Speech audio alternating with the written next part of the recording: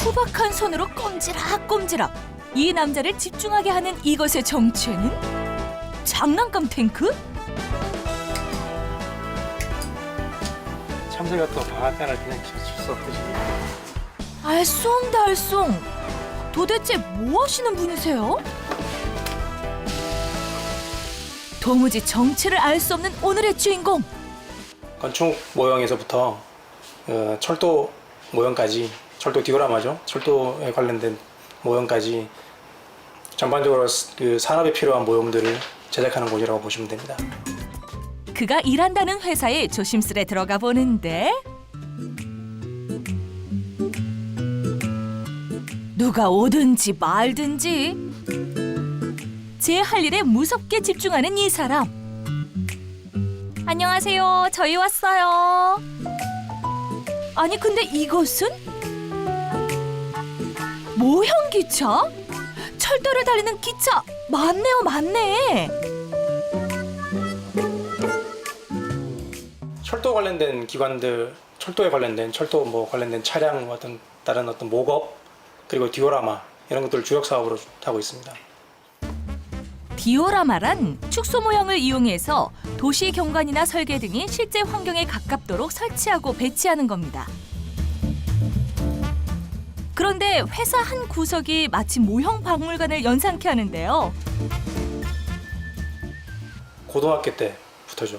당시 제가 이제 경부상북도 영주 출신인데 희한하게 전국에서 이제 열리는 그 아카데미 콘테스트죠. 프라모델 콘테스트가 전국적으로 서울에 있었는데 지방에서 유일하게 열리는 곳이 영주였었어요. 애니메이션에 나오는 군용기를 보고 처음 반했다는데요. 구입은 고등학교 때 했었고 도색은 대학교 때 하고. 이후 조립식 장난감을 하나 둘 사 모은 것이 이 업적의 첫 출발점이랍니다. 2번 정도 상 받았었어요. 어떤 솜씨가 있었나 봐요. 그거 어릴 때도. 아버지 영향이 컸던 것 같아요. 저희 아버지가 글씨도 참 완전히 무슨 뭐 정자체 쓰듯이 이렇게 서예 쓰듯이 뭐 이게 그냥 일반 볼펜이나 뭐 붓을 갖고 이렇게 쓰셔도 너무 잘 쓰셨으니까. 어렸을 때 가만 생각해 보면은 제가 프라모델을 할 때도 그랬었고 그 프라모델 박스에 보면은 탱크 그림 있잖아요, 그죠? 그거를 똑같이 이렇게 멋있게 그려가지고 저한테 이렇게 주시고 그러셨었어요. 그 기억이 나요, 그게 아직. 그런 아버지를 닮아서였을까요? 대학교 진학을 앞두고 건축학도가 되기로 마음먹었답니다. 병훈 씨의 젊은 나날은 오늘을 위한 도약과도 같았죠.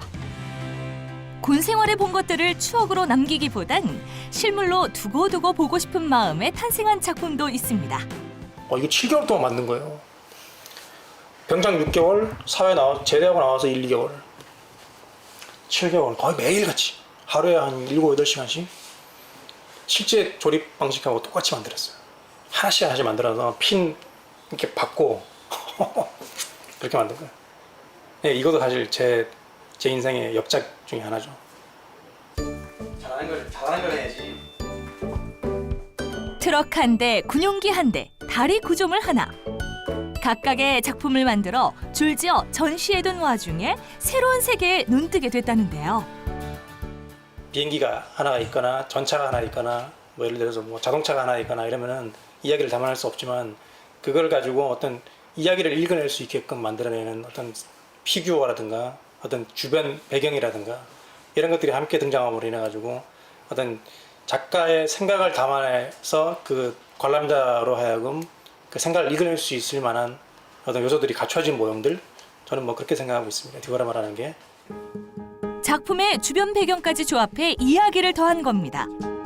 그 경험을 살려 대학교 졸업 후에는 건설 회사가 아니라 모형 회사에 취직하게 됐다는데요. 좋아하는 일을 업으로 삼아 경력을 쌓던 중 또 한 단계 도약을 위해 퇴사를 결심했답니다. 나오니까 그 선배들이나 후배들, 그러니까 건축을 하고 계시는 선후배들을 통해서 연락이 막 오는 거예요.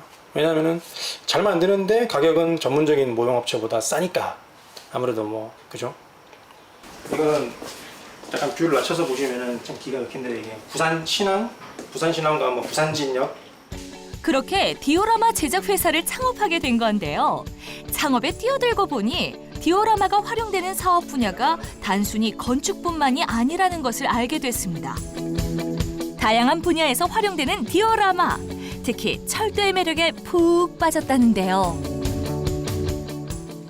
현대식이 아닌 이 당시에 뭐 1800년도, 뭐 1900년 초반 그럴 때 이제 배경으로 해서 어떤 유럽의 증기기관차를 운영했던 이제 전문 시설을 디오라마로 만든 거예요. 이것도 한 10년 가까이, 10년 이상 됐네 이것도. 고풍스럽고 고급진 이 작품.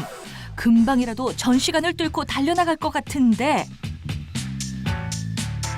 그런데 이 작품이 유명세를 톡톡히 치렀답니다. 아이유 2집 때 네.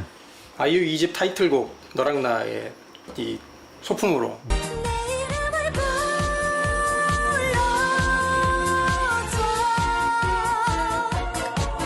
철도 모형에서는 저희가 뭐 나름 국내에서는 좀 약간 독보적인 존재이다 보니까 이제 섭외가 들어온 거죠. 그러니까 마침 이제 뮤직비디오를 촬영하는데 컨셉이 열차에 관련된 게 필요했고 뮤직비디오의 이야기 속에서 중요한 소품으로 맹활약. 인정합니다. 이날을 이렇게 했었거든요. 이렇게 진짜보다 더 진짜를 만들기 위해서는 꼼꼼한 고증 자료는 필수랍니다. 아버지 선물 드리려고 시작했다가 제대로 물든 거죠 완전히. 아버지가 기관사 출신인데요. 이제 정년퇴직 하실 때 아버지 정년퇴직 기념 선물로 뭔가 의미 있는 것을 좀 만들어 드리자.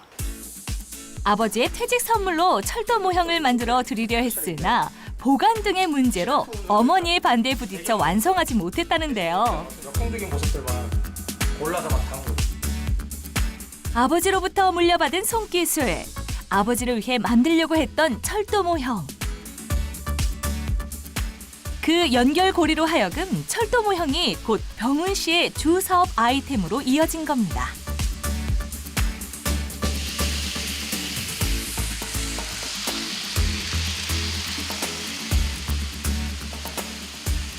단순히 보여주기 목적이 아니고 어떤 자기가 새로 개발한 어떤 시스템 그런 것들을 어떤 이 동적 주행에 접목시켜서 모형으로 보여주는 거죠. 그러니까 지금처럼 단순히 그냥 주행하는 것만 보여주는 게 아니고 단순히 움직임을 재현하는 것이 아닌 실제보다 더 실제 같은 시스템까지. 모형을 실전과 같이 주행할 수 있도록 컨트롤러도 자체 제작한답니다.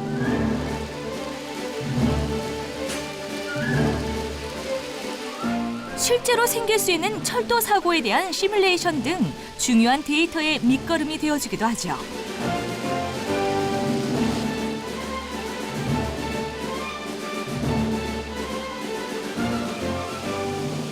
사고도 안 하고죠? 네. 오류 수정을 해야 되는 거예요. 지속적으로 아마 한 부분에서 계속 탈선 사고가 일어나기도 하거든요. 이렇게 시스템의 문제인지 아니면 어떤 인프라의 문제인지 차량의 문제인지 차단해야 되는 거죠. 뭐 실차에서도 사실 뭐 탈선 사고도 나고 뭐 그러니까요.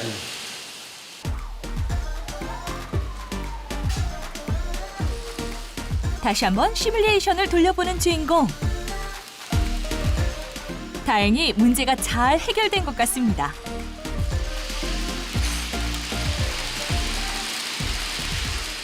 다시 태어나도 사실 모형을 하고 싶어. 왜냐하면 뭐 만들고 싶은 게 워낙에 많고 또 장르도 굉장히 많고 세상에 얼마나 모형이 많은데 그걸 어떻게 다 만들어 보고 싶겠어요. 진짜보다 더 진짜 같은 철도 모형. 조병훈 씨가 만든 작품이 높은 완성도를 자랑하는 이유는 그의 실력에 뜨거운 열정이 더해졌기 때문일 겁니다. We left it all behind.